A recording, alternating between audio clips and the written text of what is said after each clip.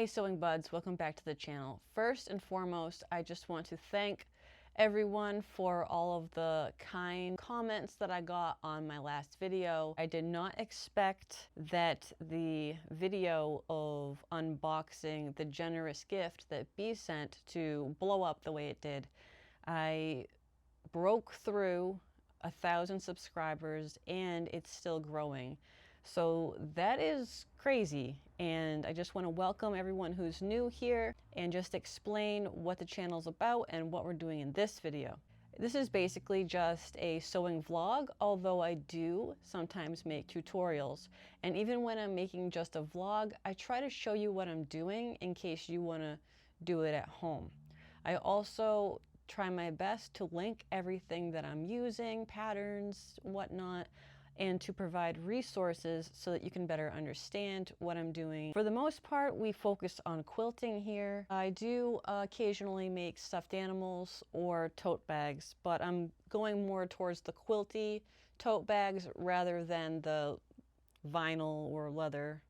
Now that I've got that all out of the way, I'd also like to thank everyone who corrected my pronunciation and confirmed that it is in fact pronounced calf facet, not calf.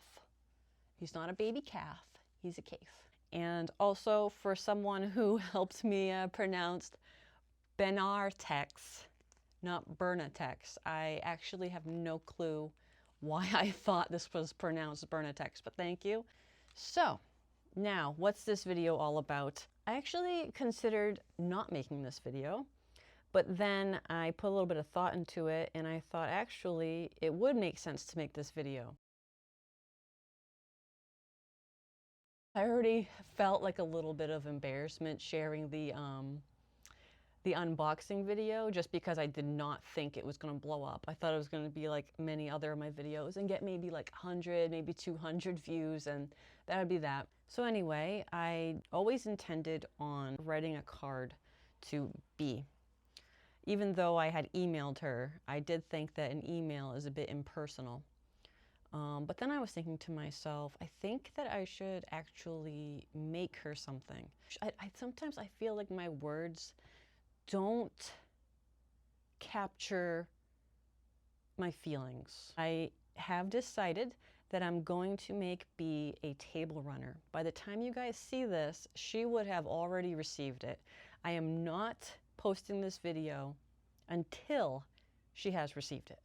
I'm doing a Christmas table runner. I'm doing the Peppermint Forest, which is kind of a throwback to the first video that I ever made for YouTube. And although it is July, it's early July right now. Christmas in July, I suppose. Might as well get it done now. That way she would have it for the holidays. Hopefully she doesn't already have this one. Hopefully she likes my fabric choices. It actually works out great because I did get a layer cake from Benartex called Peace on Earth Holiday by Amanda Murphy. And I'll show you some of those. Very pretty colors. All different kinds of greens. Everything is nice and coordinated. There's some pinks in here as well. You'll see more of these later on as I lay everything out for cutting and whatnot. I don't want to bore you too much. I'll link you down below to where you can find this collection. I think I got this one off Missouri Star. In order to make this video, I did actually stall. As you can see, I was working on a little bit of a tutorial, but I thought to myself, no, I really just want to get this done. I want to like have it out. I want to send it out. So here we go. And my only criticism, and this is of course a personal opinion, is on quite a few of these, right smack dab in the middle, it says peace on earth, peace on earth. The message is great, of course, but just an odd placement, I think. That's all. I'm going to start by doing the squares, but I'm going to do it the way Beatrice did it. And to simplify things. These actually match really well, so I am going to add those in. Try my best. Try my best. Just gonna go ahead and cut this.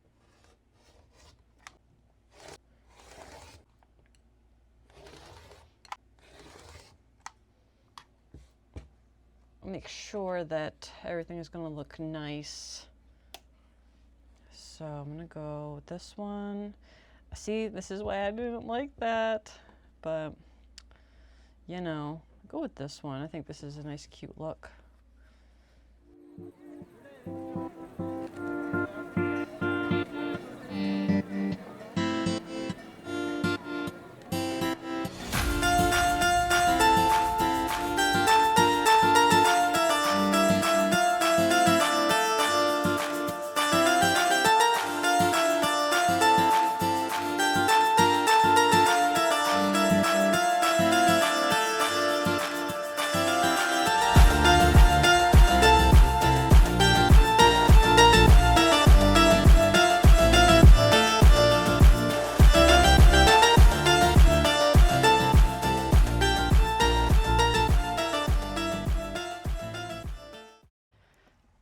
Okay, it's the next day. I've got these ironed and cut, and I'm not sure how many I'm going to need to connect at the moment. So I'm going to just set these aside, deal with that later, and move on to the next set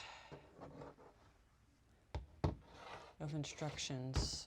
So I have to cut 2 red 4-inch squares, 2 green 4-inch squares, 4 pink 4-inch squares, and 8 white 4-inch squares. Okay, see what I can do with this, just so I can zip through it. Go ahead and first slice that off. Okay, that's 4, 8. Pick it up. Turn it this way. 1, 2, 3, 4.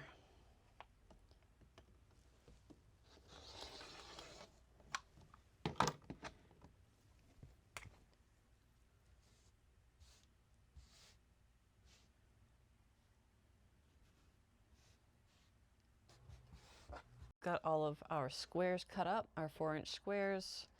I went rummaging into my stepdaughter's desk and I found this awesome mechanical pencil.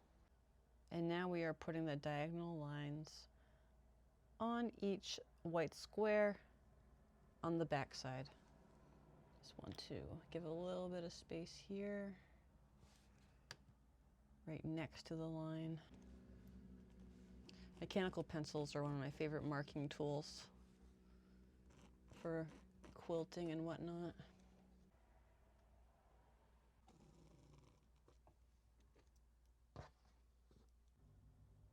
So a 1/4 inch seam along both sides of the diagonal line. Cut on the diagonal line, press seams open. Square up to measure 3.5 by 3.5. This might be the most pivotal moment yet. If any of you remember the first video where I made the peppermint forest, I had a discrepancy between the size of the peppermint blocks and the Christmas tree block. And I remember I got a comment where they said, did you make sure that it was exactly 3.5 inches? And so this time I am going to double check that, and I'm going to make sure.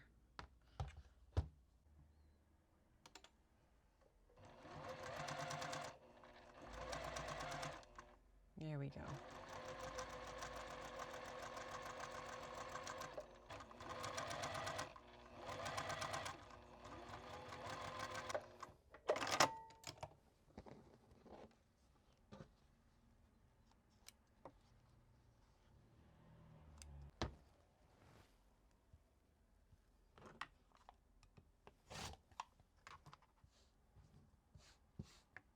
This is our pivotal moment.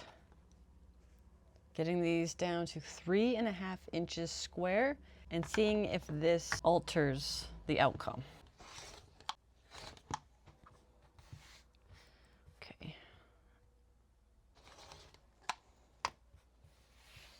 Okay. that looks right. Exactly 3.5.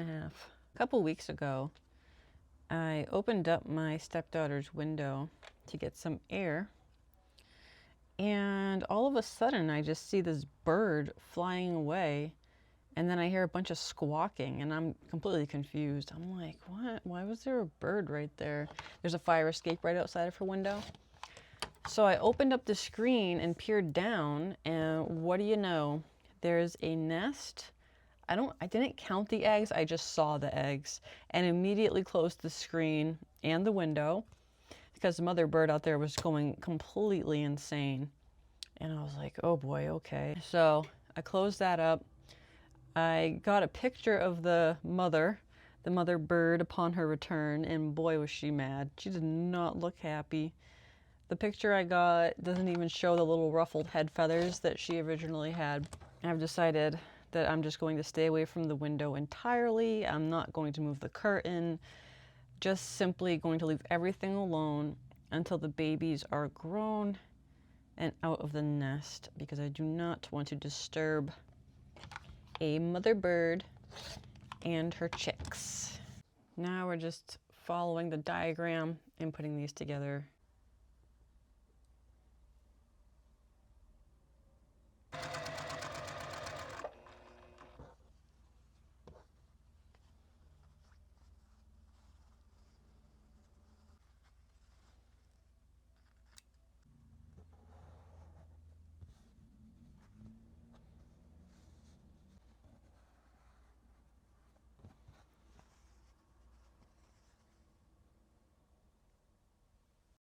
Okay, I've got my first block done.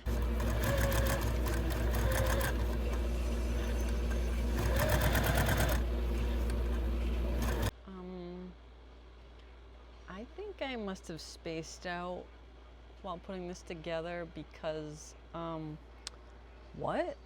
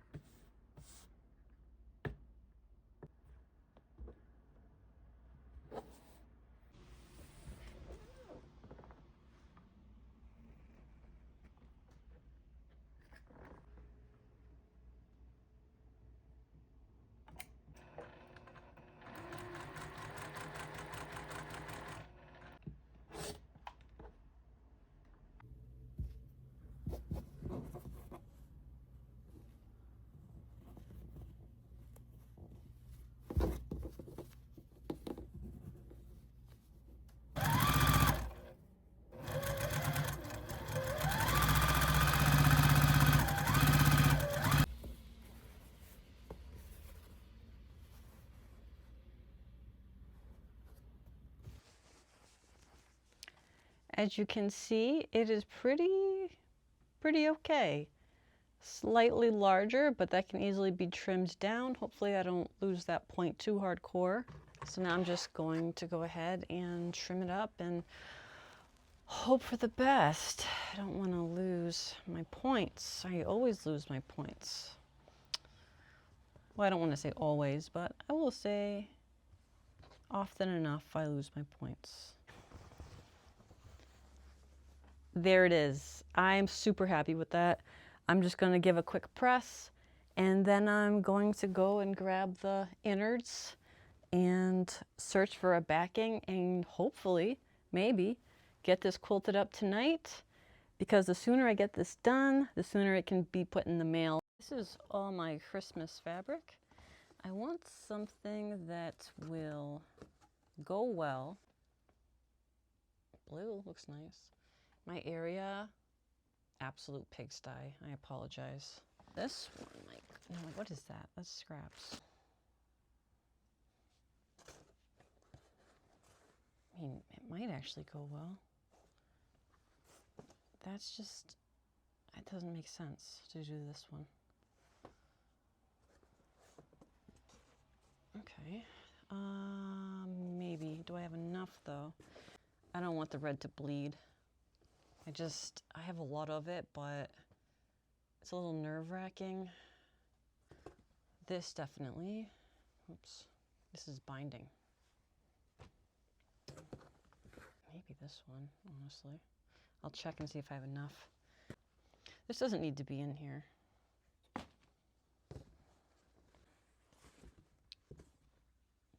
Don't have enough of that. That would have been a good one. These are mice. Ducks. Oh, sorry, those are geese. It's a fat quarter. This one might go. Yeah, hold on. All right, I'm gonna see which one I have because I like this one. I think it's just as playful as that. It's a winner. There's enough. I'm just gonna iron this up. Go grab the fleece middle and gonna use some clear thread.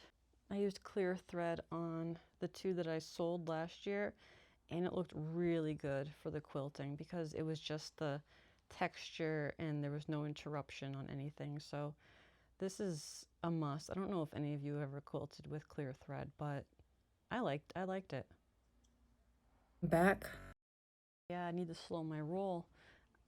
Thankfully, I just registered that this is not done. Remember this? I've got it sandwiched up. Went out, got a card last night, and just ready to start quilting this up. Cleaned up a little bit of my pig mess. I still got a bit more. I want to find a different spot for this, although I kind of want to sew with this again, so I'm probably going to move it. First things first, I'm just going to go ahead and get some of these strips cut. So let me think. If I did this way, I'm going to do free motion quilting in a meandering fashion. That's usually how I get these things done.